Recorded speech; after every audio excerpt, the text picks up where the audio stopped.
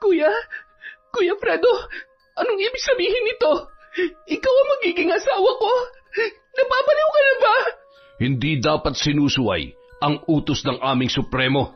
Subukan mong suwayin ang mga utos niya. Ako mismo ang kikitil sa buhay mo, Emma. Baliw ka na, kuya. Lahat kayo dito, mga baliw. Taon 1980, Mindanao. Humugot ng malalim na buntong hininga si Emma nang matanaw nito ang kanyang Kuya Fredo na nakatulala na naman habang nakatingin sa malayo. Hay, ano bang gagawin ko sa iyo, Kuya Fredo? Simula nang madisgrasya ang mga magulang natin, nagbago ka na. Malungkot na nilapitan ni Emma ang kanyang nakatatandang kapatid.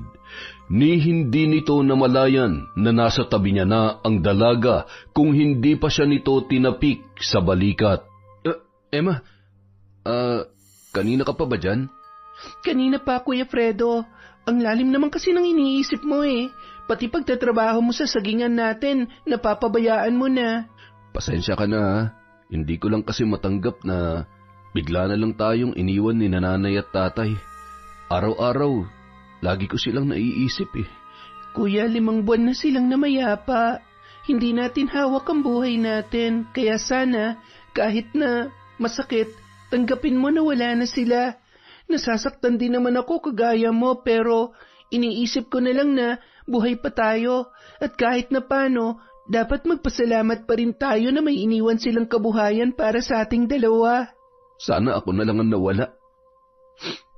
Kung alam ko lang na mangyayari to, hindi na sana ako naglasing. Hindi sana sila napahamak. Buhay pa sana si nanay at tatay. Shh! Ayan ka na naman, kuya eh. Walang mangyayari kung paulit-ulit mong sisisihin ang sarili mo. Halika na, pumasok na tayo at kumain na tayo ng almusal. Tanghali na, may trabaho pa tayo sa sagingan. Pwede bang mauna ka ng kumain? Hindi pa ako nagugutom eh. May pupuntahan lang ako sa bayan. Oh, sige na nga. Huwag ka na munang pumunta sa sagingan para malibang-libang ka naman sa ibang lugar. Mag-iingat ka, kuya, ha? Pagdating ni Emma sa bukid ay masaya siyang sinalubong ng kanyang tauhan na si Esteban. Halos yakapin siya nito sa sobrang tuwa. Naku, Emma! May maganda akong balita sa'yo! Ano po yun, Chong? Kagagaling lang dito na may-ari ng factory ng ketchup sa bayan. Gusto nilang tayo ang maging supplier nila ng mga saging. Heto, narito ang kontrata. Iniwan niya na para mabasa mo. Magandang balita nga po yan, Chong Esteban. Pero hindi po ako magdedesisyon yan kundi si Kuya Fredo. Siya po ang panganay kaya hintayin na lang po natin siya. Nasan ba yung kuya mo? Bakit nga pala hindi kayo magkasabay na pumunta dito? Yan nga po ang problema ko ngayon eh, si Kuya. Ilang buwan na po siyang lagi na lamang tulala. Laging sinisisi ang sarili at parang wala na siyang gana magtrabaho. Napapansin ko nga laging tulala yung kuya mo. Hayaan mo at kakausapin ko siya. Pero sana kumbinsihin mo rin siya na magandang oportunidad na itong dumating ngayon sa ating negosyo. Sige po, Chong. Yun naman talagang pangarap ni nanay at tatay. Ang mapalagong sagingan natin. Magdadapit hapon na nang makauwi si Fredo sa kanilang bahay. Nanibago si Emma dahil masaya ang aura ng kanyang kuya. Emma? Emma, nandito na ako. May maganda akong balita sa'yo. Uy, ako rin kuya. May maganda akong balita sa'yo. Pero sige, mauna ka na magkwento. Naalala mo ba yung matalik kong kaibigan noon nung nasa high school pa ako? Si Danny, nagkita kami kanina sa bayan. Asensado na siya, Emma. Nakapagpatayo na siya ng 3 resort sa Laguna. Inalok niya ako na magtrabaho sa kanya bilang isa sa mga manager ng resort. Nag-asawa na raw kasi yung manager na humahawak sa isa sa mga yun eh. Kaya pumayag na ako agad. Pumayag ka kaagad? Ang layo ng Laguna, kuya. Paano naman yung sagingan natin? Ikaw lang ang nakakaalam ng pasikot-sikot ng ating negosyo. Pati mga tauhan natin sa sagingan, gamay mo na ang pamamahala sa kanila. Emma, alam mong matagal ko ng pangarap na magamit ko ang pinag-aralan ko sa management. Kaya ito na yung pagkakataon. Hindi ka ba masaya para sa kuya mo? Ang labo mo naman, Kuya Fredo eh. Ang alam ko nag-aaral ka ng management para ikaw ang mag-manage ng sagingan. Tapos sa iba ka magsisilbi. Tsaka may maganda rin akong balita sa'yo. O sige, ano ba yung magandang balita na yan? Yung factory ng ketchup sa bayan, kinukuha nila tayo para mag-supply sa kanila ng mga saging. Swerte na natin to, kuya. Kaya bakit ka palalayo? Palaguin natin na magandang pagkakataon na to. E di, ikaw nang mamahala sa sagingan. Andyan naman si Chong Esteban eh. Sa kanya ka magpaturo ng mga hindi mo pa alam. Nakatapos ka rin naman ng pag-aaral kaya dito mo gamitin sa negosyo natin. Kesa naman, kalawangin lang yung utak mo. Yun ba talagang totoong dahilan kung bakit ka aalis dito? O nakukonsensya ka kasi nang dahil sa'yo, namatay si nanay at tatay. Dahil imbis na ikaw ang dapat na sumama sa pagda-deliver, naglasing ka lang buong magdamag. Di lumabas din ang totoo. Parati mong sinasabi sa akin na huwag kong sisihin ang sarili ko, na hindi ko kasalanan na namatay ang mga magulang natin. Pero ano, ha? Ngayon sinusumbatan mo na ako at sinisisi? Ang plastic mo naman, Emma. Ayokong sisihin ka, kuya, pero pinipilit mo ko. Pinabayaan mo na nga sila noon na umalis. Ngayon, pababayaan mo naman ang tanging kabuhayan natin? Yan ang iniwan nila para sa atin, kuya. Oo na. Gusto kong umalis kasi nahihirapan na ako. Sa tuwing nakikita kong bahay natin, sa tuwing nakikita kong sagingan, sa tuwing nagpupunta ako sa mga lugar na pinupuntahan natin, sobrang sakit at lalong hindi ako makakalimot kung nandito lang ako, Emma. Tandaan mo, kuya, hindi solusyon ang pag-iwas. Hanggang kailan mo gagawin yan? Matanda ka na. Harapin mo dapat mong harapin dahil hanggat umiiwas ka, hindi ka magkakaroon ng katahimikan. Nakapagdesisyon na ako. Ikaw na munang bahala sa sagingan at ikaw na rin ang pumirma sa kontrata. Ipagbibili na lang kita kay Chong Esteban. Sa makalawa na ako alis. Kuya, dumito ka na lang. Huwag mo naman akong iwan. Sa pakiusap ng kanyang kapatid, parang walang narinig si Fredo. Dumiretso na yon sa kanyang silid at isinara ang pintuan. Ang tigas talaga ng ulo mo, Kuya Fredo. Padalos-dalos ka na lang lagi sa pagdedesisyon. Makalipas ang ilang araw, papaalis na si Fredo. Ni hindi nito sinaluhan si Emma na kumain ng almusal dahil nagmamadali na yung umalis. O kuya, kumain ka muna. Ang dami ko pa namang niluto para hindi ka magutom sa biyahe mo. Hindi na, kumain ka na dyan. Mamaya kakain din naman kami ni Danny. Basta, huwag niyong pababayaan ang sagingan ha. Susulat ako ng madalas para hindi ka mag-alala sa akin. Sige na, tanghali na, alis na ako.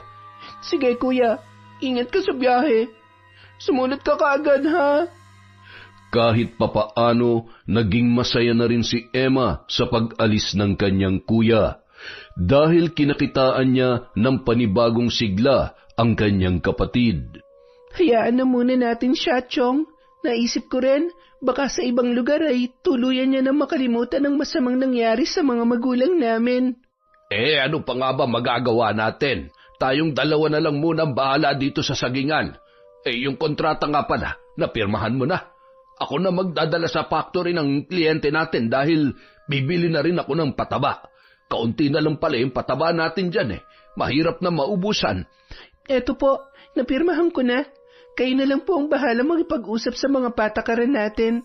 Sige po, Chong, ingat po at ako naman ay kakausapin ko yung mga tauhan natin. Makalipas ang ilang araw, nakatanggap na si Emma ng sulat at litrato mula sa kanyang Kuya Fredo. Wala naman yun naging problema at nakita niyang masaya ang kapatid sa ipinadala nitong mga larawan sa kanyang bagong trabaho. Naging abala naman si Emma at ang kanyang tiyo Esteban sa kanilang sagingan.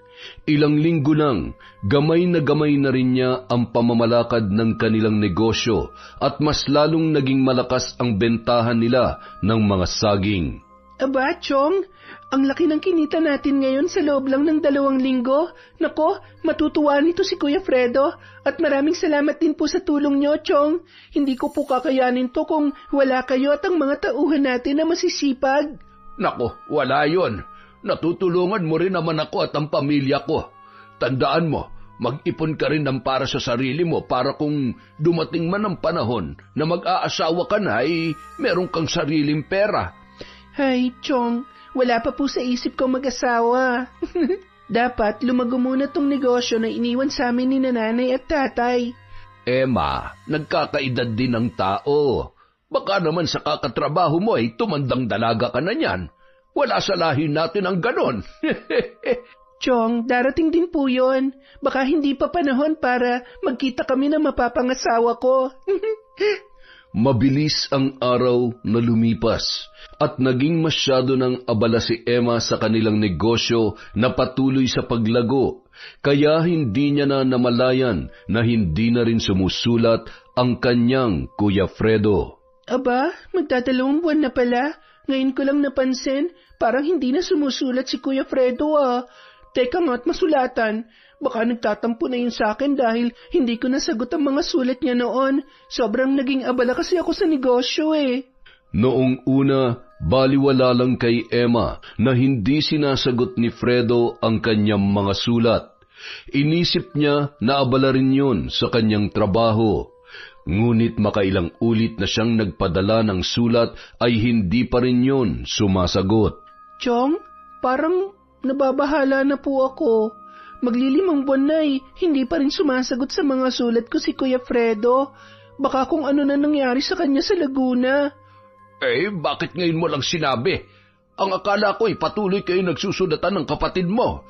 Nung una po, madalas siyang sumagot Pero baka nagtampo yun kasi may mga sulat siya na hindi ko na nasagot dahil napakarami po nating ginagawa dito sa Sagingan.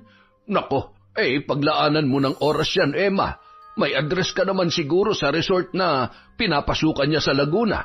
Hanapin mo at puntahan mo ang Kuya Fredo mo. Baka may masama na nangyari sa kanya. Naku, wag naman po sana, Chong. Sana po, okay lang si Kuya. Sa darating na Sabado po ako pupunta sa Laguna.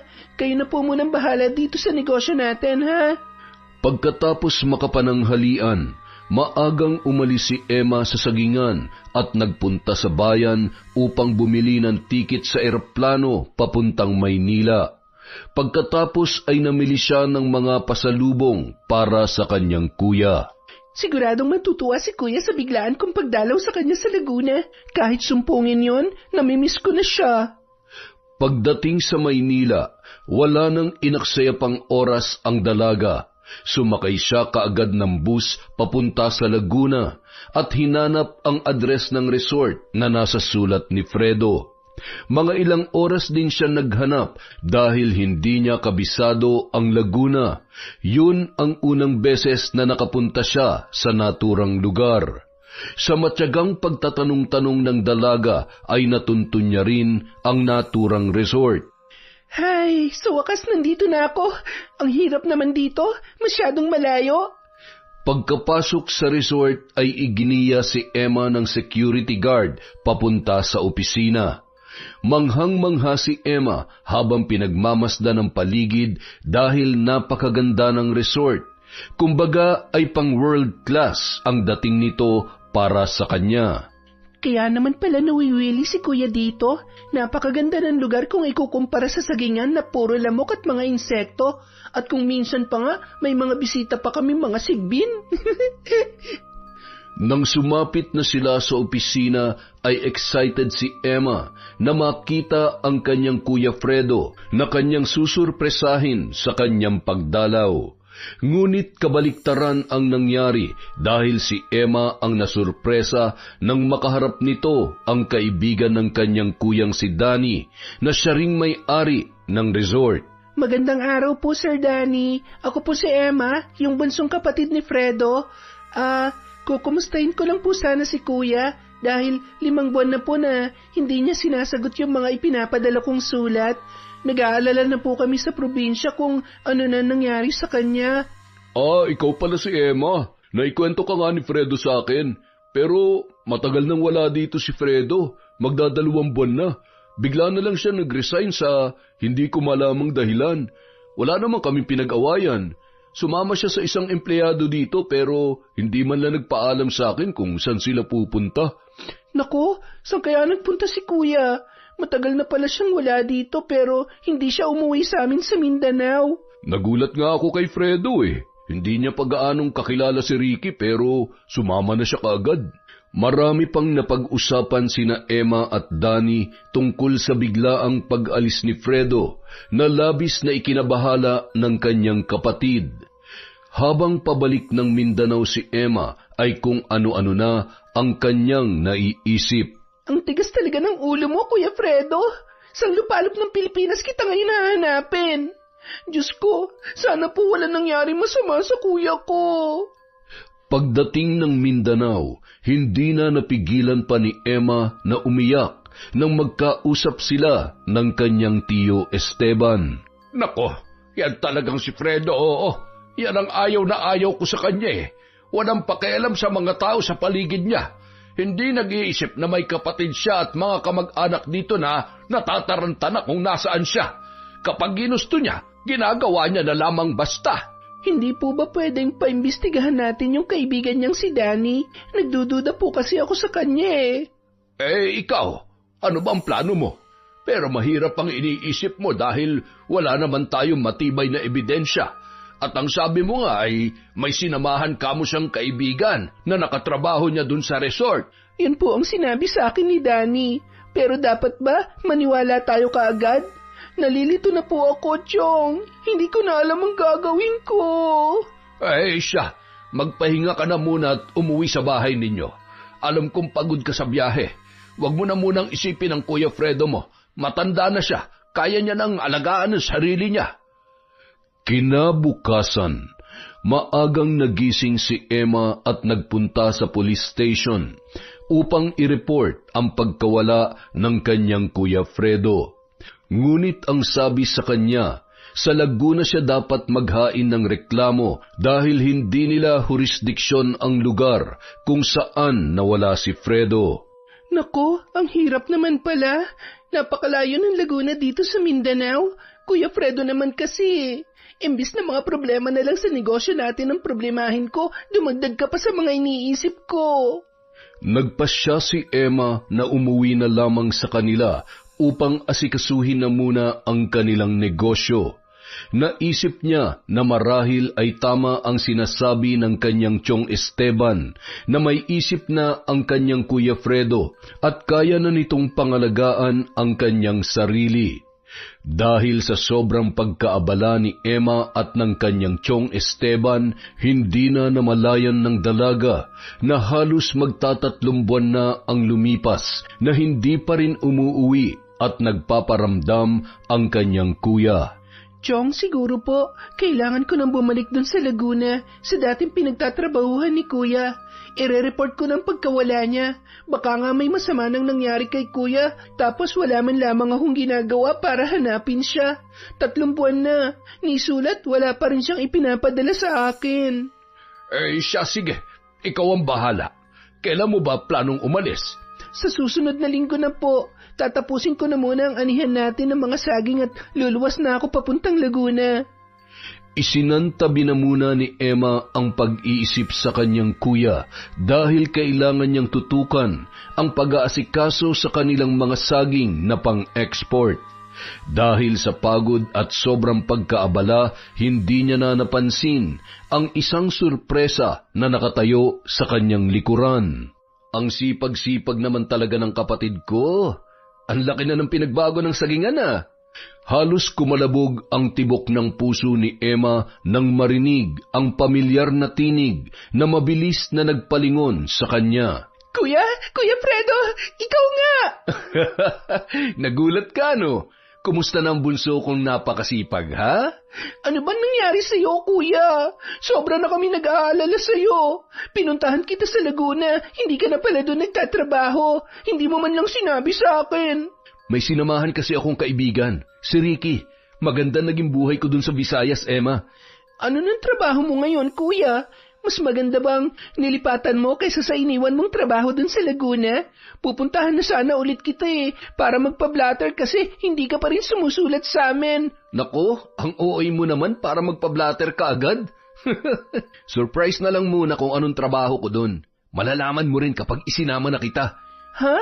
Ako? Isasama mo? Oo, isasama kita. Ang totoo nga niyan, ikakasal na ako kaya umuwi ako para ipaalam sa inyo Talaga, Kuya? Nakakabigla naman yata. San mo naman nakilala yung mapapangasawa mo? Secret nga lang muna. Kaya nga pala ako umuwi kasi gusto kong kunin na yung share ko dito sa sagingan. Alam mo na, mag-aasawa na ako kaya kailangan ko rin ng pera. Teka lang kuya, hindi mo naman agad-agad makukuha yon kasi marami pa tayong dapat bayaran. Mga tauhan natin, mga pataba na dapat gamitin, may tax pa tayong babayaran. May accountant naman tayo, di ba? Ipakwenta mo sa kanya dapat na makuha ko. Gusto ko yung lahat-lahat na para wala na akong babalikan pa. Ano? Hindi ka na babalik dito? Bakit ganon? Iiwanan mo na ako? Ikaw naman, ang ibig kong sabihin, kapag nakuha ko ng lahat ng share ko, hindi na ako manghihingi ulit. Napakahina mo namang umintindi, ano ka ba? Ang labo mo kasing kausap eh. Tsaka yung tungkol sa kasal, kailan ba yon? Siyempre, hindi ko naman agad-agad maiiwanan to negosyo natin. Kapag nakuha ko na yung share ko, isasabay na kita. Siya nga pala, bukas, pwede mo ba akong samahan na bumili ng wedding gown para sa mapapangasawa ko? Ikaw na magsukat kasi parang hindi naman kayo nagkakalayo ng katawan eh. Teka lang, hoy kuya, kasal tong pinag-uusapan natin. Bakit ako magsusukat ng wedding gown na mapapangasawa mo? Dapat siya dahil kasal niya yon. Mahalaga sa aming mga babae na kami ang pipili at magsusukat ng wedding gown. Ay, naku naman Emma. Napag-usapan na namin to nung mapapangasawa ko eh. Kaya pwede ba? Pagbigyan mo na lang ako. Nakakabigla ka naman kasi kuya eh.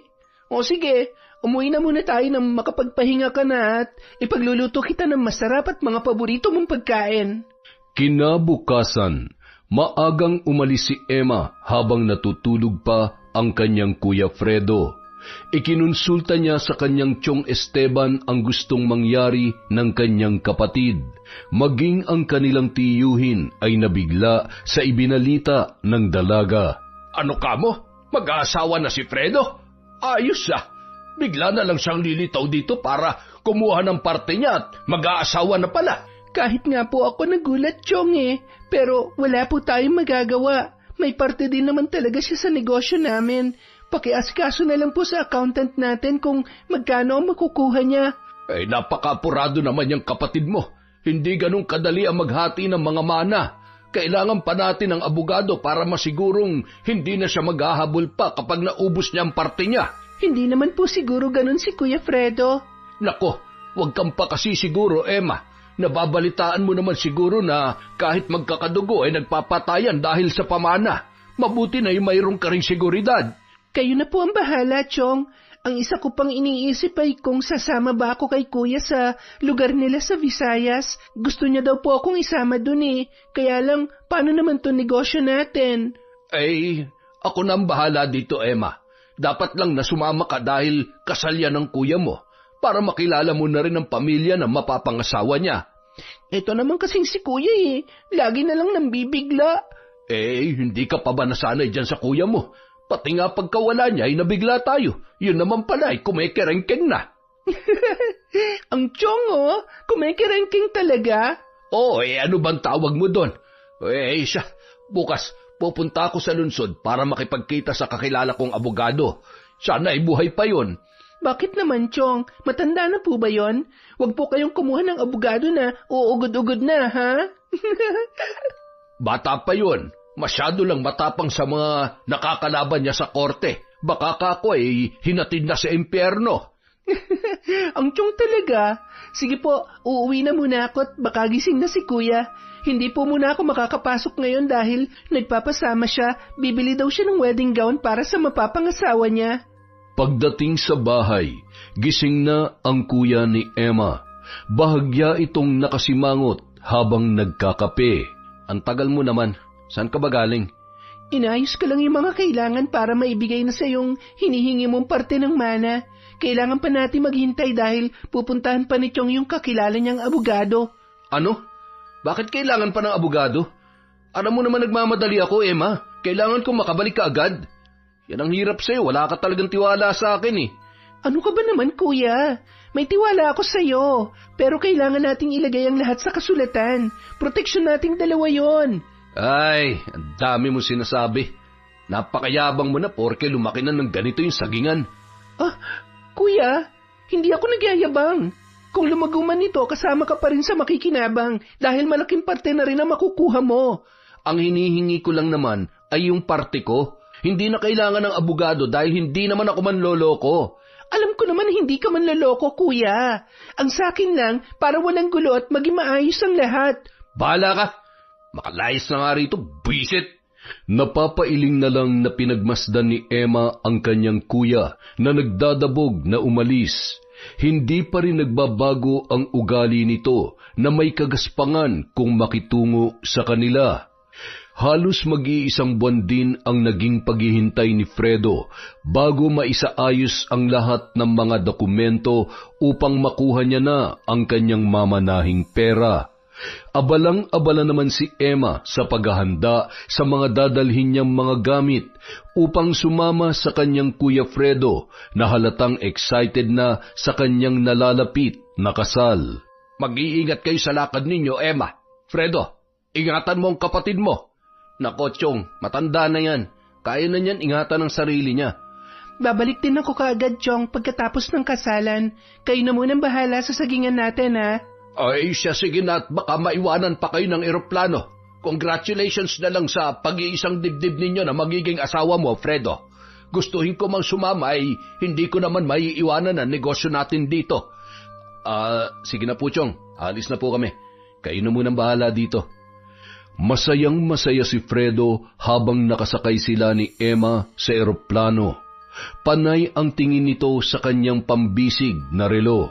Mahigit 1 oras lang ang biyahe natin mula Mindanao papuntang Visayas, kaya siguradong hindi ka maiinip sa biyahe. Nako, mukhang ikaw naman ang naiinip, kuya. Kanina ka pa hindi mapakali dyan, eh.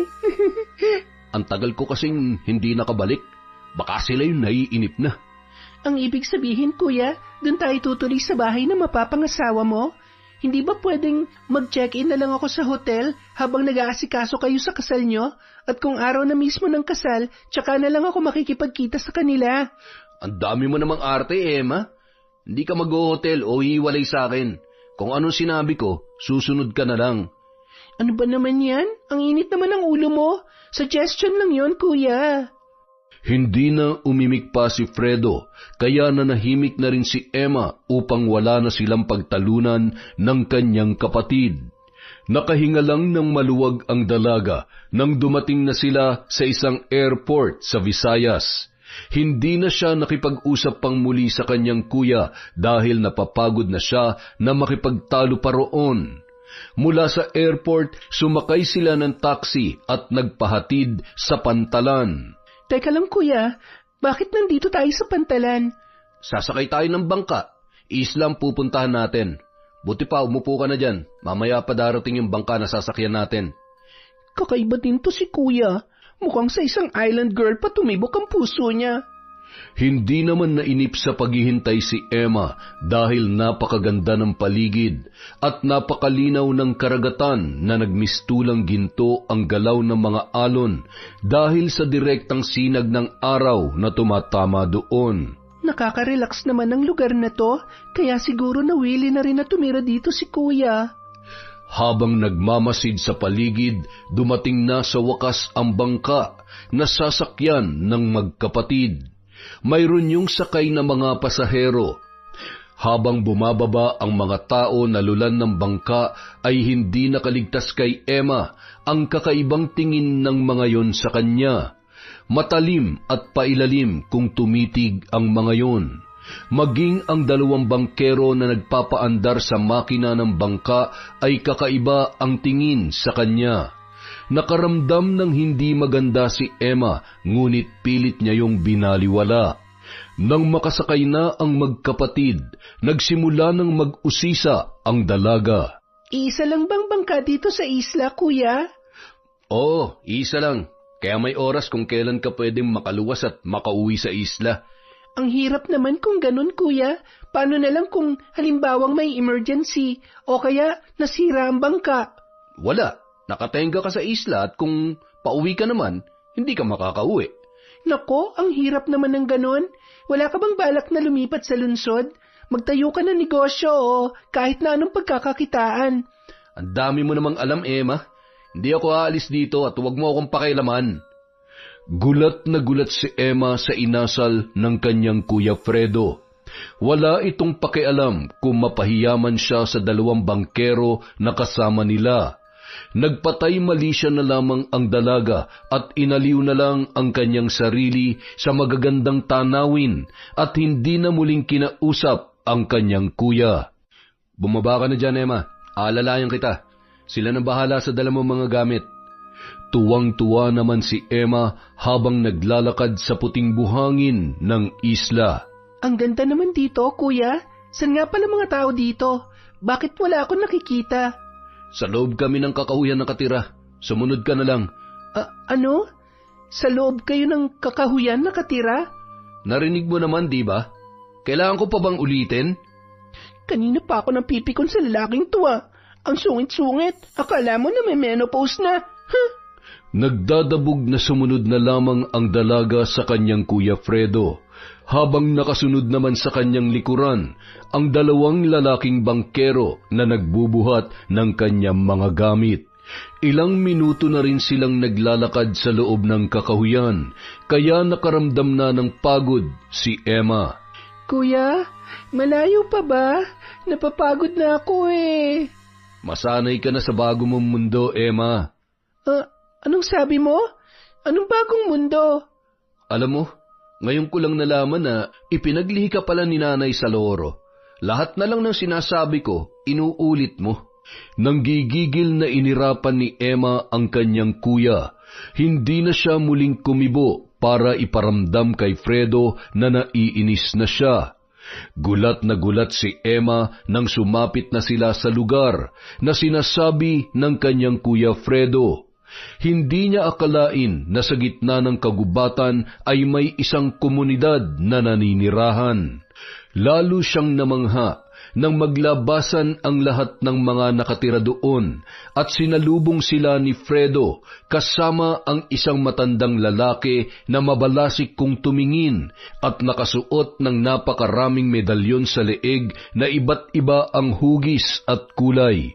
Ito ang kinikilala nila na si Supremo Tomas.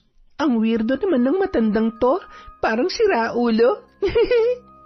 At mas lalo pang nagulat si Emma nang biglang dumapa ang kanyang Kuya Fredo sa lupa na nakadipa ang mga kamay at nagbigay galang sa matandang Supremo. Pagbati po, aming Supremo Tomas. Pasensya na po kayo dahil natagalan ng pagpoproseso ko ng aking pamana.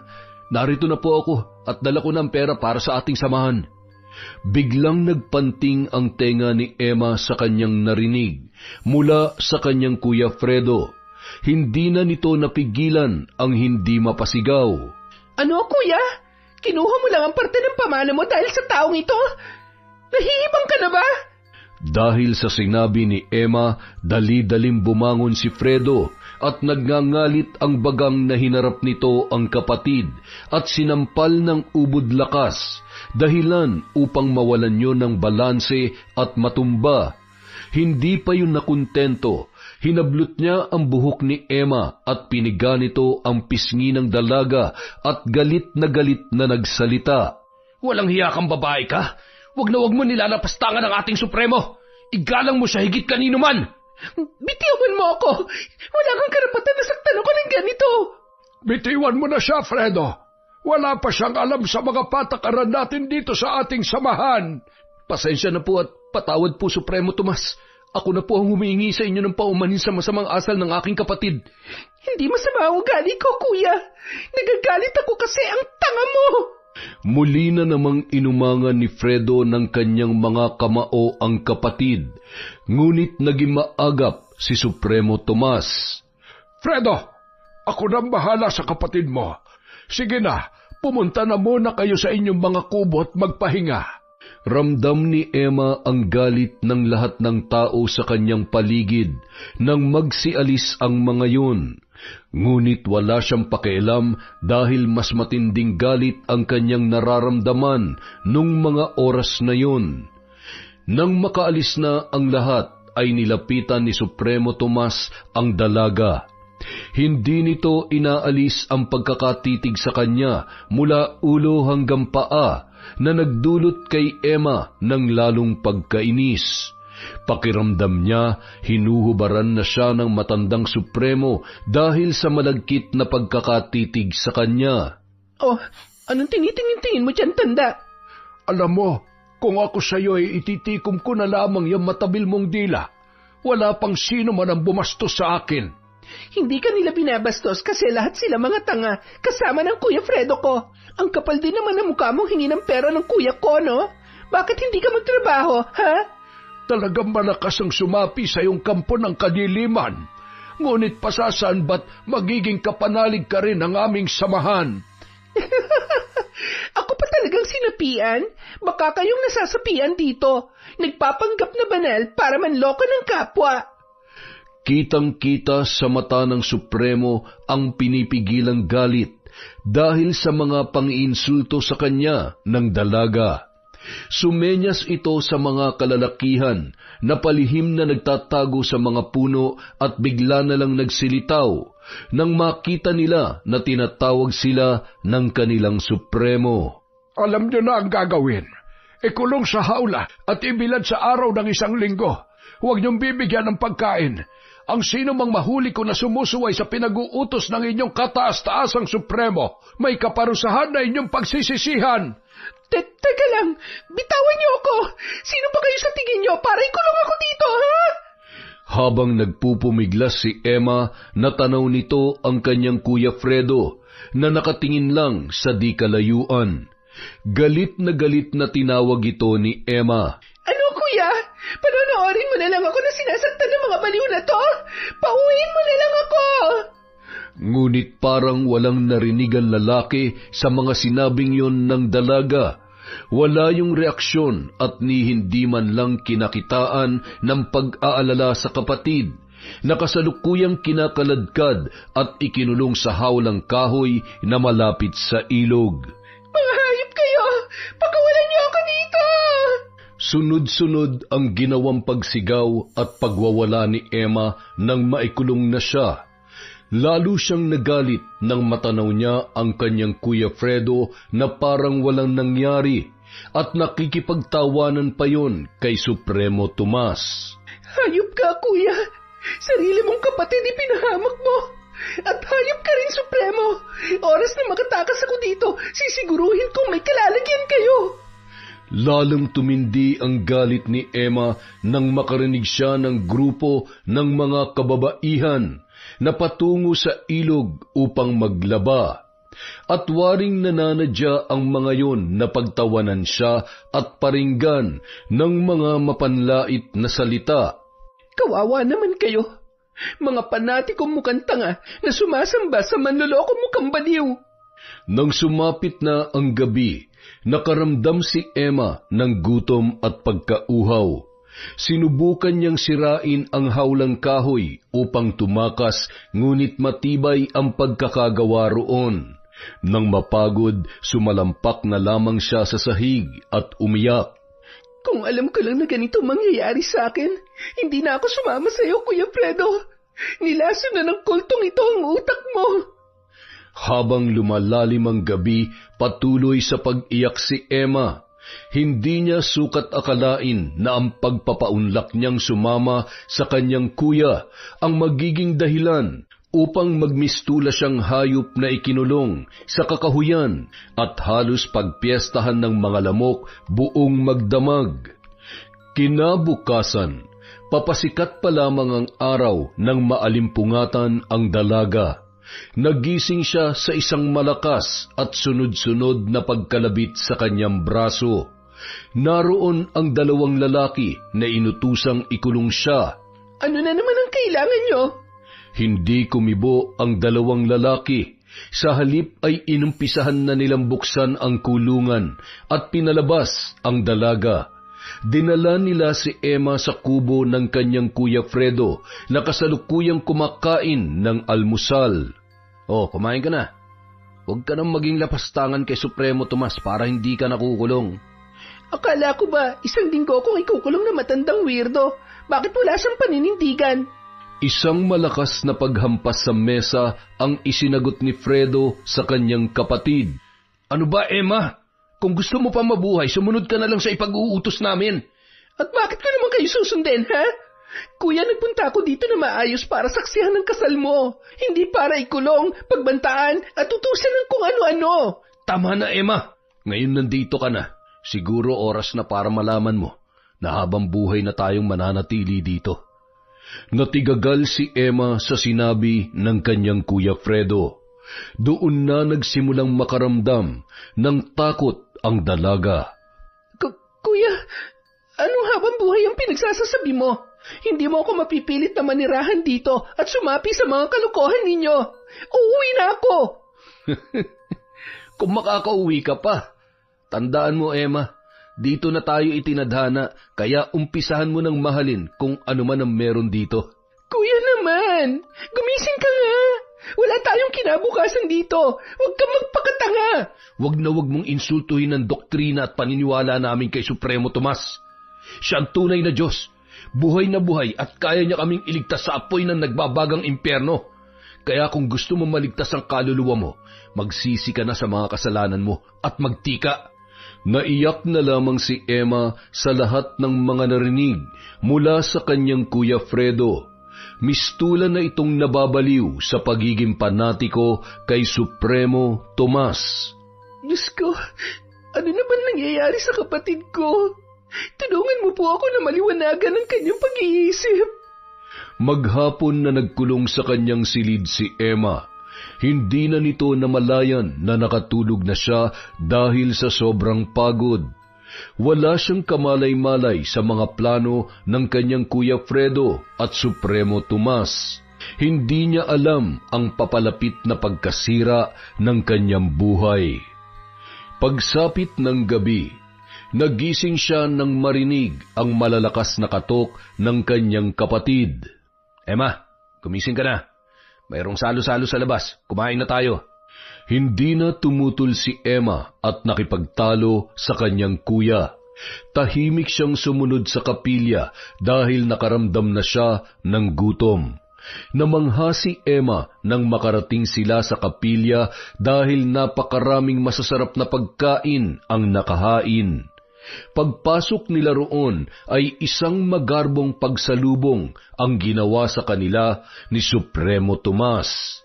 Narito na ang ikakasal sa darating na kabilugan ng buwan. Ang taong may malaking naiambag sa ating samahan at itinalaga ko bilang aking kanang kamay. Kaya kung ano ang paggalang niyo sa akin, ay siya rin paggalang ang dapat na ibigay niyo sa taong ito. Fredo, halika dito sa harapan upang makilala ka ng lubos ng ating mga kasapi. Ha? Ang galing talagang magmanipula ng baliw na to. Ginawa pa niyang kanang kamay ang Kuya Fredo ko dahil alam niya na mapera. Habang nagpapakilala si Fredo ay kitang-kita naman ni Emma kung paano siya titigan ni Supremo Tomas. Nagdulot yun kay Emma ng pagkairita. Akala siguro na manyakis na to makukuha niya ako sa hipnotismo niya. Sige lang, makikisakay lang ako sa inyo para makatakas sa impyernong lugar na ito. Pagkatapos magpakilala at magsalita ni Fredo sa harapan, nag-umpisa na ang kainan. Agad na kumuha si Emma at nagmamadaling kumain. Habang nagkakagulo ay may isang babae na pasimpleng lumapit at bumulong sa kanya. Huwag kang lumingon sa akin. Kumain ka lang. Tumakas ka na bago pa mahuli ang lahat. Paano? Ang hirap tumakas dito. Ngunit bago pa man muling makapagsalita si Amira, nagulat na lang ang dalawa nang magsalita sa kanilang likuran si Supremo Tomas. Masarap ba ang mga pagkain, Emma? Lahat yan ay ipinahanda ng Kuya Fredo mo para sa nalalapit niyang kasal. Ang gastos naman pala rito. Sana sa mismong kasalan nila naghanda ng ganito karami. Sabagay, kung hindi mo nga naman pinaghirapan ng pera, napakadali nitong waldasin. Grabe ang hirap ko sa perang pinanghanda dito, ha? Tapos si Kuya Fredo, napakadali niya lang makuha. Iniinsulto mo ba ako? Ang Kuya Fredo mo ang nagpahanda, hindi ako. Bakit? Naiinsulto ka ba? Ang sabi ko nga, napakadaling nakuha ni Kuya Fredo ang pera, diba? Bakit mo naman naisip na iniinsulto na kita kaagad? Huwag mo akong gawing tanga. Isa kang lapastangan. Dahil sa sinabi ni Supremo Tomas, nabaling ang atensyon ng lahat sa kinaroroonan ni Emma. Nagmamadaling lumapit sa kanila si Fredo. Emma, Ano na naman bang ginawa mo? Supremo, pasensya na po. Ako na pong bahala sa kapatid ko. Aba, wala akong ginagawa masama, kuya. Nananahimik nga lang akong kumakain dito Tapos biglang lumapit yung matandang yan. Isa na namang malakas na sampal ang dumapo sa mukha ni Emma mula sa kanyang nakatatandang kapatid. Wala ka talagang galang, Emma. Huwag mo siyang tawaging matanda. Siya si Supremo, ang ating kataas-taasan. Kataas-taasan ninyo, hindi ako. Nang gigigil na kinaladkad ni Fredo si Emma papunta sa kanilang kubo. Nagpupumiglas naman ang dalaga habang sumisigaw. Pauwiin mo na lang ako sa atin. Kung gusto mo magpakatanga dito, huwag mo akong idamay. Sa mga ginagawa mong paglapastangan kay Supremo, isa na lang, Emma, malilibing ka na ng buhay. Halos ibalibag ni Fredo ang kanyang kapatid sa loob ng kanyang silid. Ngunit habang nasasaktan ay mas lalong sumisidhi ang galit ng dalaga. Walang hiya ka, kuya. Naati mo talaga akong saktan dahil lang sa pagsamba mo sa manlolokong yun. Hindi manloloko si Supremo. Siya ang tagapagligtas, kaya wag na wag mo siyang susubukan kung ayaw mong mamatay. Nakakatawa naman yung Supremo ninyo. Tagapagligtas tapos pamamatay tao. Saan ang kabanalan doon, kuya? Sige, Emma. Kapag napuno na sa iyo si Supremo, pasensyahan na lang tayo. Hindi kita ililigtas kay kamatayan. Yan ang gusto mo? Pagbibigyan kita. Mas mabuti pa mamatay na lang ako kaysa sumamba sa kanya. Galit na iniwan ni Fredo ang kanyang kapatid. Para sa kanya, nababalutan na ng kadiliman si Emma at mahirap na yung dalhin sa liwanag. Para naman kay Emma, hindi galit kundi awa ang kanyang nararamdaman para sa kanyang Kuya Fredo, na tuluyan ng nalaso ng isip sa maling paniniwala. Maghapong nagmukmok sa kanyang silidang dalaga, pinag-iisipang mabuti kung paano tatakasan ang kanyang Kuya Fredo matapos ang kasal nito. Hindi na ako papayag na saktan mo pa ako, kuya. Kung nakikita lang nila nanay at tatay ang ginagawa mo sa akin, hindi sila matutuwa. Bukas ng kabilugan ng buwan at ikakasal na siya. Pero bakit hindi niya pa rin ipinapakilala sa akin ang kanyang mapapangasawa? Ang malas naman ng babaeng yun. Kay Kuya Fredo pa siya magpapakasal. Kinagabihan. Magbihis ka na, Emma. Kailangan natin dumalo ngayon gabi sa pag-aalay para sa bisperas ng kasal ko bukas. Utang na loob, huwag ka nang kumontra sa mga ritual na gagawin ni Supremo. Manahimik ka na lang dahil ito'y banal na pagtitipon. Ha? Hindi na lamang sumagot pa ang dalaga. Wala siyang interes sa kasal ng kanyang Kuya Fredo. Ang tanging nasa isip niya lamang ay kung paano makakatakas sa lugar na yun. Marami ng tao sa kanilang munting plaza nang dumating sina Fredo at Emma. Nakatuon sa kanilang dalawa ang atensyon ng lahat ng tao. Sinalubong sila ng Supremo at pinaupo sa tabi ng iba na mayroong katungkulan sa kanilang samahan. Kuya, nasan nga pala yung mapapangasawa mo? Dapat narito rin siya, di ba? Bakit hindi mo pa siya pinapakilala sa akin? May pamahiin dito na sa araw ng kasal na kami magkikita, kaya tumahimik ka na. Nagkibit balikat na lamang ang dalaga, natatawa sa mga nakikita niya sa paligid. Nagsiga ng malaking apoy sa gitna at nagsimulang umusal ng isang panalangin si Supremo Tomas. Maya-maya pa, lumapit ito kina Fredo at Emma at isa-isa niyang isinuot ang medalyon sa leeg ng magkapatid. Teka lang, bakit niyo ako sinusuotan ng medalyon, Supremo? Hindi ba dapat ay yung mapapangasawa ni Kuya? Manahimik ka, Emma. Igalang mo ang banal na pag-aalay. Pagkatapos maisuot ang mga medalyon kina Fredo at Emma, nagkatay ng 3 puting manok ang mga tauhan at idinilig ang dugo noon, paikot sa malaking apoy. Maya-maya pa, ipinasok na ang baboy ramo na lilitsyonin. Masaya ang mga tao sa paligid nang ilabas na ang mga pagkain na iba't iba ang putahe. Sa gitna ng kasiyahan, nakatanaw mula sa malayo si Amira, ang babaeng nagbigay babala kay Emma. Malungkot nitong pinagmamasdan ang dalaga dahil alam niyang katulad din niya ang kasasadlakan noon. Pagkatapos kumain, nilapitan na ni Fredo ang kanyang kapatid. Halika na, ihahatid na kita sa kubo. Sa ibang kubo ka matutulog ngayong gabi. Bakit sa ibang kubo? Ano na naman drama to, kuya? Napapagod na akong makipagtalo sa'yo, Emma, ha? Sumunod ka na lang, pwede ba? Wala nang nagawa pa ang babae, kaya naman sinunod niya na lamang ang kanyang kuya. Maging siya ay napapagod na rin makipagtalo pa kay Fredo. Napanganga ang dalaga nang buksan ng kanyang kuya ang kanyang silid na tutulugan. Bagamat ito ay isang kubo, napakaganda naman ng loob noon. Mayroon yung malambot na kama, bago ang mga punda at kumot, at magaganda ang kurtina na kulay kahel, na paborito niyang kulay. Mayroon ding isang malaking tukador na may salamin, at mayroong nakapatong na iba't ibang klase ng make-up. Nagustuhan mo ba? Maganda. Sana dito mo pinatulog yung mapapangasawa mo. May ganyan din siya. Sige na, magpahinga ka na at bukas ay sigurado mapapagod ka. Kinaumagahan, tanghali na nang magising si Emma. Masarap ang pakiramdam niya dahil nakatulog siya ng maayos dahil sa ganda ng silid na kanyang tinulugan. Lalo pa siyang natuwa nang may makitang almusal sa isang maliit na lamesita. May paalmusal pa, pero hindi mo ako mauuto, kuya. Matapos lang tong kasal mo, tatakasan na kita. Kinahapunan, dumating sa kubo si Fredo. May kasama siyang dalawang babae na mag-aayos kay Emma. Nakasuot ng barong Tagalog si Fredo. Handa na yun sa kanyang kasal. Sila mag-aayos sa iyo, Emma. Eksaktong 6:00 ng gabi ang kasal, kaya bago mag-6:00, dapat naroon na tayo. Uy, bagay na bagay sa iyo ang barong na suot mo, kuya. Lalo ka naging gwapo.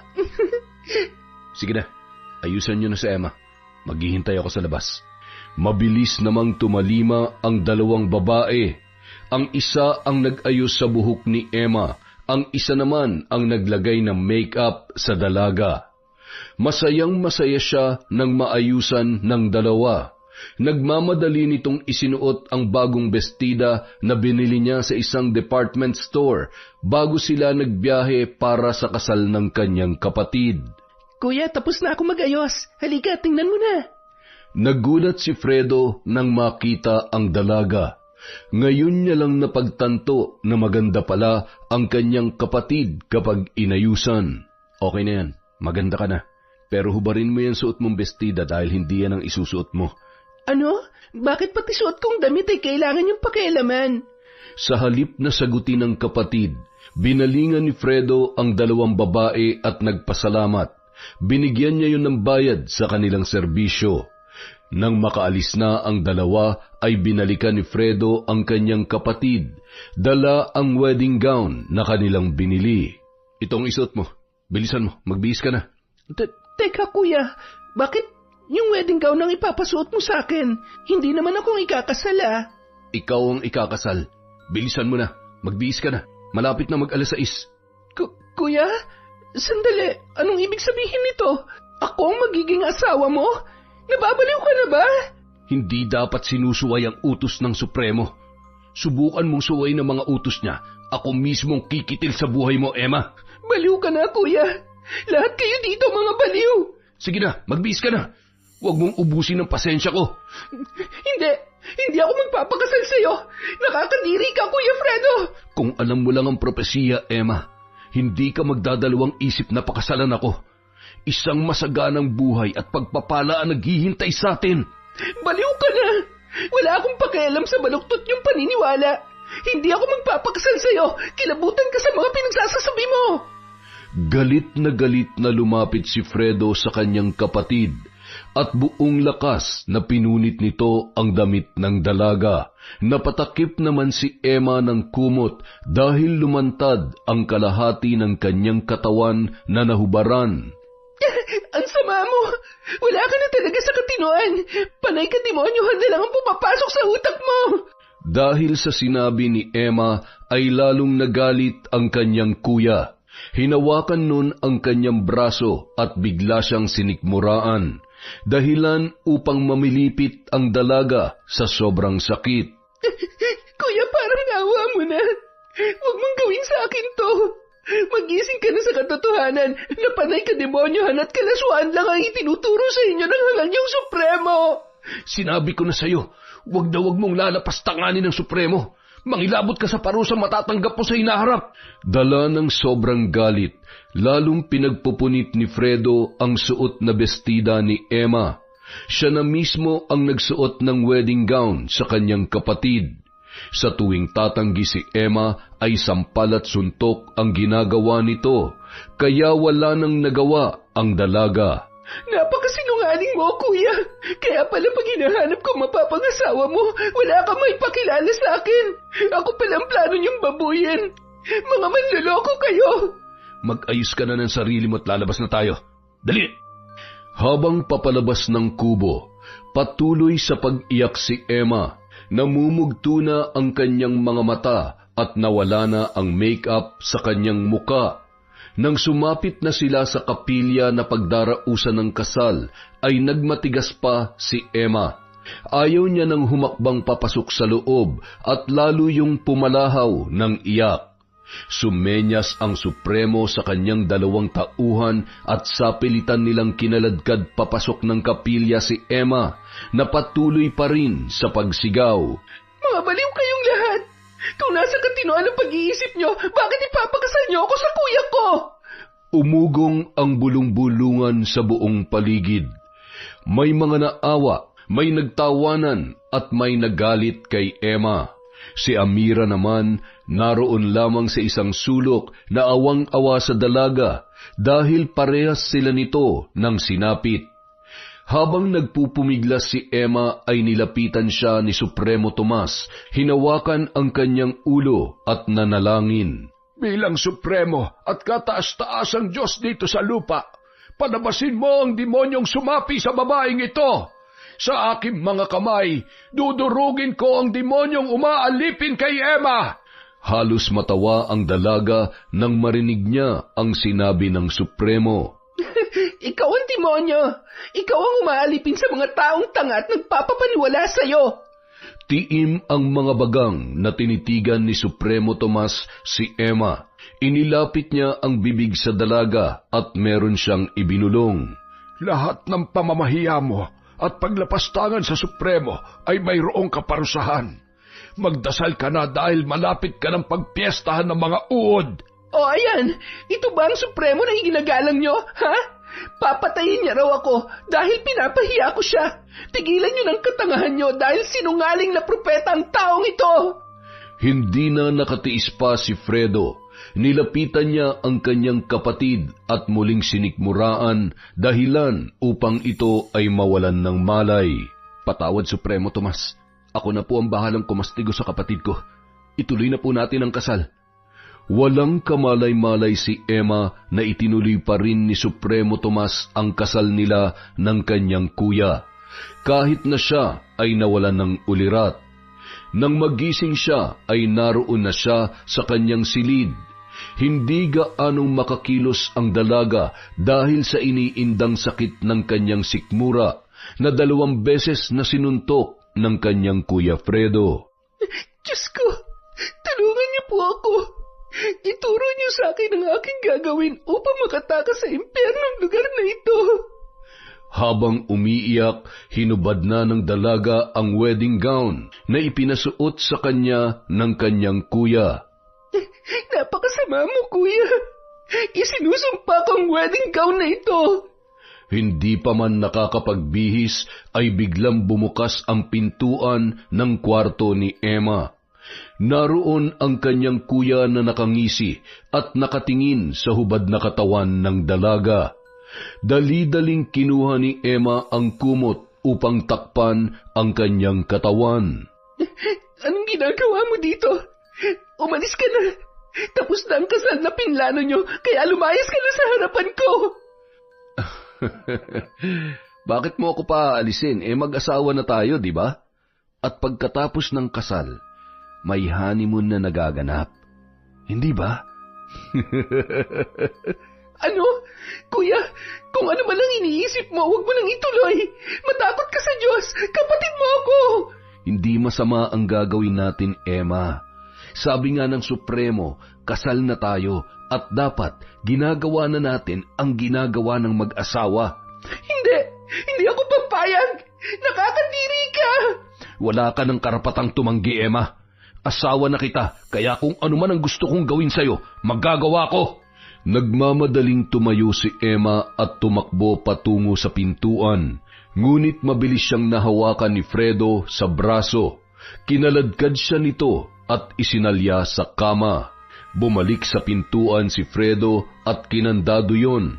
Si Emma naman nagsumiksik sa dulo ng kama at umiiyak na. Kuya Fredo, parang awa mo na. Mag-isip ka nga. Magkapatid tayo. Kung nabubuhay sila nanay at tatay, siguradong isusumpa ka rin nila. Paano pa nila ako isusumpa? Patay na sila. Kaya huwag ka nang pumalag. Masarap ang gagawin natin, Emma. Sa kauna-unahang pagkakataon, nasampal ni Emma ang kanyang Kuya Fredo. Napakabastos mo! Demonyo ka na! Dahil sa ginawang pagsampal ni Emma ay lalong nagalit ang kanyang kuya. Sumampa na siya sa kama at pinaghalikan ang kapatid. Kung saan-saang dako naglalaro ang kamay nito habang si Emma naman ay patuloy na nanlalaban. Ang bango-bango mo, Emma. Kung alam ko lang na ganito ka kasarap, noon ko pa sana ginawa to. Tama na, kuya! Bitawan mo ako! Sa galit ni Emma ay kinalmot niya ang muka ng kanyang kuya. Nagdugo yun at natuklap ang balat. Dahil sa ginawa niya ay mas lalong naging agresibo si Fredo. Muli niyang sinikmuraan si Emma kaya nang hina na ng tuluyan ang babae at malaya niya nang naisagawa ang pangahalay sa kanyang kapatid. Diring-diri naman si Emma habang ginagawa yun sa kanya ng kanyang kuya. Hayop ka! Napakahayop mo! Halos araw-araw, ginagawa yun sa kanya ni Fredo. Mistulan na siyang lantang gulay at laging nakatulala sa bintana. Samantala, nang minsang mapadaan si Amira sa tapat ng kanilang bintana, ay pasimple niyang inabutan ng sulat si Emma. Nanginginig naman ang mga kamay ng babae nang basahin niya ang sulat ni Amira. Nabuhayan yun ng loob nang mabasa na tatakas silang dalawa pagsapit ng gabi. Kinagabihan, sa tawid ng ilog kung saan ang kanilang usapan ay matyagang naghintay si Amira sa pagdating ni Emma. Salamat. Ano nga palang pangalan mo? Ako si Amira. Mamaya na tayo mag-usap. Baka malaman nila na wala tayo sa mga bahay natin. Dito ang shortcut na daan papunta sa dagat, kaya bilisan mo na. Abot-abot ang kaba ng dalawang babae habang tumatakbo sa gitna ng kakahuyan. Mga ilang minuto rin ang kanilang ginawang pagtakbo nang hindi humihinto, kaya habol ng dalawa ang kanilang hininga. Malayo pa ba? Malapit na. Konting tiis na lang. Malapit na tayo makatakas sa mga demonyong yon. Maya-maya pa, natanaw na ng dalawa ang dalampasigan. Nagmamadali nilang kinalas ang bangka sa pagkakatali sa puno ng nyug, ngunit nahirapan silang dalhin ang bangka sa dagat dahil sa bigat noon. Bilisan mo, Emma. Itulak mo na malakas ang bangka. Baka maabutan nila tayo dito. Eto na. Ang bigat kasi Pero malapit na tayo. Sa wakas, nadala na nila ang bangka sa dagat at dali-dali itong itinulak ni Emma, habang si Amira naman ang humila ng pisi upang umandar ang makina ng bangka. Nataranta ang dalawa dahil ayaw umandar ng makina. Sige pa, lakasan mo pang paghila.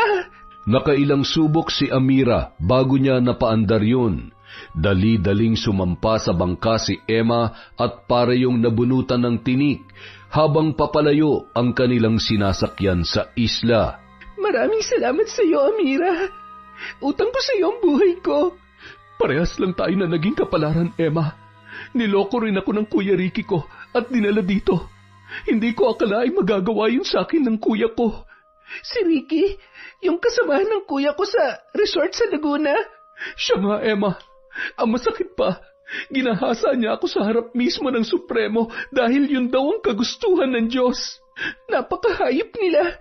Hindi bale, kapag nakarating na tayo sa amin, mananagot silang lahat. Kung hindi tayo nakatakas, hahalayin ka rin ni Supremo gaya ng ginawa niya sa akin. Wala akong nagawa, Emma, dahil ang Kuya Ricky ko mismo ang naghatid sa akin sa kwarto ng Supremo. Ang mga walang hiyang yon, napakabababoy. Sumama ka sa amin sa Mindanao. Huwag ka munang umuwi sa inyo dahil panigurado, doon ka susundan ng kuya mo. Tagasan ka nga pala, Amira? Taga Bicol ako, sa Naga. Kung sakaling ikaw lang ang makakaligtas, hanapin mo ang aking mga magulang at sabihin mong lahat. Baka ipahamak ni Kuya Ricky ang iba ko pang mga kapatid na babae. Ano ka ba? Makakaligtas tayo pareho. Andito na nga tayo, oh. Nakatakas na tayo sa kanila. Malungkot na tumingin sa dagat si Amira. Maya-maya pa, umiyak na yon ng tuluyan. Shh! Malakas nga ang loob mo kaysa sa akin eh.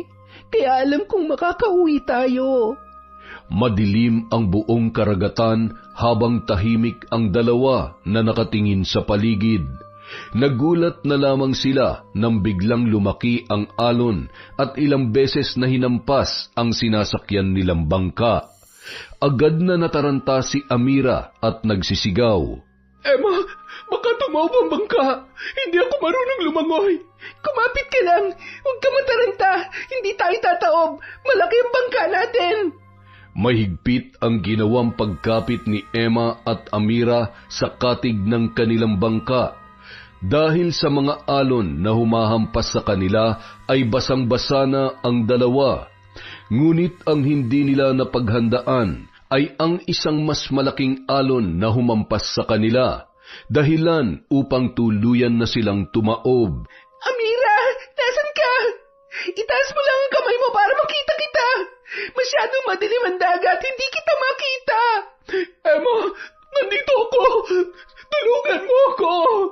Nang matanaw ni Emma si Amira ay agad niya itong nilangoy. Ngunit sa laki ng mga alon ay nawala na yon sa kanyang paningin. Amira, nasan ka? Itaas mo ang kamay mo! Nagpalinga-linga sa paligid si Emma, ngunit wala siyang makita dahil sa sobrang dilim. Muli niyang tinawag ang pangalan ni Amira. Amira! Nasan ka na? Amira!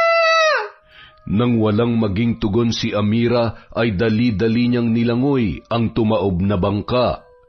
Kailangan makabalik ako sa bangka. Hindi ako mabubuhay kung magpapalutang-lutang lang ako sa dagat na magdamag.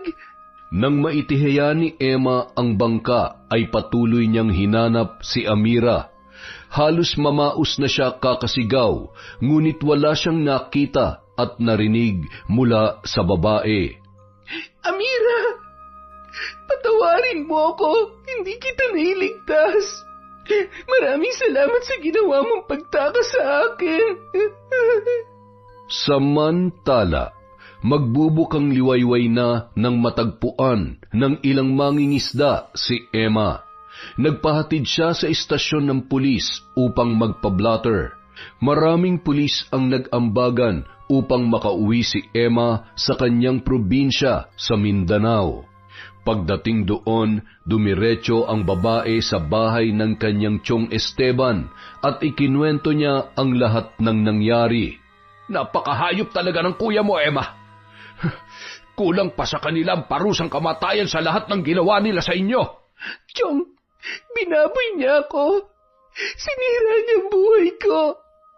Gusto ko pong makulong silang lahat dahil hindi lang ako naging biktima nila. Natatandaan mo ba kung saan sila sa Visayas nakatira? Hindi po, Chong. Pero nung bumaba kami sa airport, alam ko po na nasa Cebu kami. Sa isang isla ako dinala ni Kuya Fredo. Sa ngayon ay mahirap na sila makita dahil oras na malaman nila na nakatakas kayo ng kasama mong babae, lilipat na yun ng lugar. Ang bagay sa mga taong yan ay ipabarang na lang na matauan sa kanilang mga kalokohan. May kilala po ba kayong mambabarang? Ang gusto ko po, mamatay silang lahat. Mga hayop sila. Meron akong kakilala. Ngayon din ay pupuntahan ko siya. Bigyan mo ko ng litrato ni Fredo at may litrato ba sa iyo yung sinasabi nilang Supremo? Nasa bahay po. Maraming litrato sa bahay si Kuya Fredo. Ang tanging meron po ako ay isang medalyon na galing sa Supremo. Pwede na yung medalyon. Akin na. Sasamahan na kita sa inyo at kumuha ka doon ng mga gamit mo para dito ka na muna sa akin. Baka puntahan ka pa doon ni Fredo. Walang makakatulong sa iyo doon.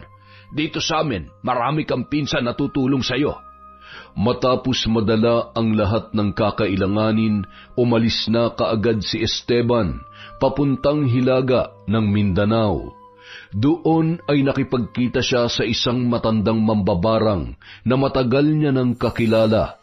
Ikinuwento niya ang lahat ng nangyari kay Emma at sa kasama nitong babae. Abay, napakahayop naman ang pamangkin mo, Teman. Anong barang ang gusto mong gawin ko sa kanila? Ikaw nang bahala, Kahuan. Unti-unti mo silang patayin. Dapat silang mahirapan sa ginawa nilang kahayupan kay Emma. Makalipas ang ilang araw. Kailan ka babalik sa inyo? Siguruhin mo lang na may babalik mo dito si Emma. Ako nang bahala, Supremo. Kayang-kaya ko siyang pabalikin dito. Ang husay din ng mga babaeng yun. Hindi ko man lamang napansin na may pinaplano na palang tumakas ang mga swail na yon. Nagkataon lang yun, Supremo. Sige po, hindi magandang pakiramdam ko sa ngayon, kaya magpapahinga na muna ako. Sige, Fredo. Ako man ay hindi rin magandang pakiramdam. Para akong lalagnatin. Pagsapit ng 6:00 ng gabi, nakaramdam ng matinding init sa katawan si Fredo. Pagkatapos ay nangati na ang kanyang balat. Dahil sa sobrang kati ay kinamot niya yon ng kinamot hanggang sa magkasugat-sugat. Kung ano-ano nang pamahid ang kanyang inilagay para lamang maibsan ang kati na kanyang nararamdaman. Ano bang nakain ko at bakit ako nangangati ng ganito? Kinabukasan, nagulat na lamang si Fredo dahil nagnanaknak na ang kanyang mga sugat at mas lalong tumindi ang pangangati noon. Dali-dali siyang nagpunta kay Supremo Tomas upang magpagamot. Subalit laking gulat niya dahil ganoon din ang nangyayari sa Supremo. Supremo, bakit marami ka ring sugat sa katawan? Hindi ko nga malaman, Fredo. Basta na lang ako nangati ng husto at heto na nga, buong katawan ko ay nagkasugat-sugat na. Hindi ba ikaw ang Diyos ng buhay? Pagalingin mo ang sarili mo, pati ako, Supremo. Hindi ko na kaya ang kati na nararamdaman ko. Kayang-kaya ko tong pagalingin, Fredo. Umupo ka dyan at oorasyonan kita. Ngunit habang lumilipas ang mga araw, palala ng palala ang kalagayan ni Fredo at ng Supremo. Dahil sa paglala ng sugat sa kanilang katawan, unti-unting natanggal ang kanilang daliri sa kamay at paa. Maging ang kanilang mga anit ay hindi nakaligtas sa pagsusugat, kaya nagdulot yon ng matinding amoy na parang nabubulok na laman. Supremo, akala ko ba kaya mo magpagaling ng sakit? Kahit yung sarili mo, hindi mo na mapagaling eh. Totoo nga yata yung sinabi sa akin ni Emma. Nahuwad kang propeta. Lapastangan ka, Fredo. Hindi mo na ako iginalang. Yan na lang bang kaya mong sabihin? Ang nilalapastangan ka? Patunayan mong Diyos ka. Pagalingin mo sarili mo, pati ako. Wala nang maisagot pa si Supremo Tomas dahil maging siya ay hindi alam kung ano na ang nangyayari sa kanya. Kinabukasan, nagkagulo ang buong lugar dahil kapwa namatay sina Supremo at Fredo. Naging usap-usapan na ipinabarang ang dalawa at ang kanilang pinaghihinalaan ay si Emma. Samantala, Emma, makakangiti ka na. Ngayon ang araw na ipinangako sa akin ni Kahuan na pagbabayaran nila ang lahat. Maraming salamat po, Chong. Matatahimik na po ako at pati na rin po si Amira. At gaya nga ng ipinangako ni Emma kay Amira, hinanap ng dalaga ang pamilya ng babae at ipinaalam ang nangyari sa kanilang dalawa. Binigyan niya rin ng tulong pinansyal ang pamilya noon upang makabawi sa ginawa nitong pagliligtas sa kanya. Yun! Ang lupit na kwento nun ah! Ang ganda nun. At syempre, dahil dyan, meron tayong shoutout ulit. Simulan po natin kay Lydia Lopez. Hi po kay Merly Herbolingo, kay Kim Bara, kay Emily Sauro. Shoutout po kay Josie Aniban, kay Just Yuna, kay Bea Pink 5, kay Vicky Yabut, kay Chris Alcantara. Hi po kay Christy Abad, kay Betty Velasco, kay Edgardo Fontanilla, kay Alan Maglalang at Darwin Joven from Jessica Sobremonte. Hi po kay Michael Safra, kay Virginia Belay. Shout out po kay Capricorn 08, kay Kurt Mina, kay Marcos Balingasa, Shauma TV.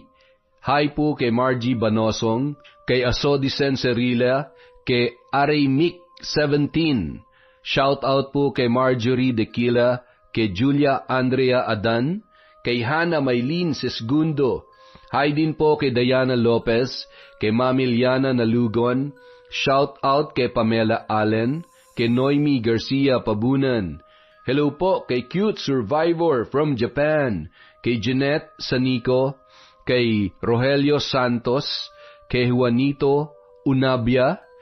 Hi din po kay Cecil Vlog, kay Regan Machico, kay Hani Austria, Marilor Guevara and Naling family, kay Joseph Jimenez, Marjorie Ann M. Kines.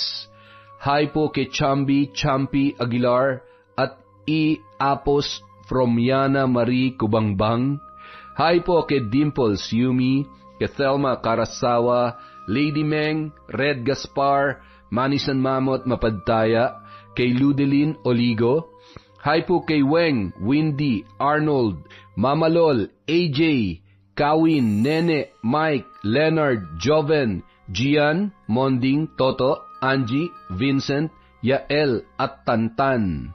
Hello po kay John Suico, kay sa De Los Reyes family from Joy Aniban, kay L. Daps, Matthew Ruiz. Hello din po kay Victoria Daguman, kay Angel Factor, kay Aileen In, Sudamerica. Hi po kay Jaya Dagison from Antipolo City, kay Cassie Oliva, kay Jocelyn Nazareno.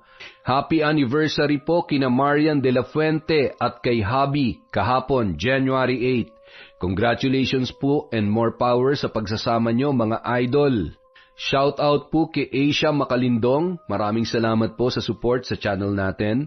Kay Maria Consuelo Benitez, Angeline Impo, kay Elsa Havinia, kay Helen Flores, kay Elsie Pasasadaba, Muhay Mia Batua, sana po tama yung pagkaka-pronounce ko. Hi po kay Miss Ireland, Hot Babe, kay Igorotang Pobre, Glovina Perales, GDG from SG. Hi din po kay Adam Lasa. Happy birthday po kay Gary from Jevi Diano. Kay Maria Jeline Canto, shout out. Berry ng Taiwan, Weng Ganda Oo at Mea Espiritu. Maraming salamat po sa walang sawang pagsuporta sa Kwentong Enteng.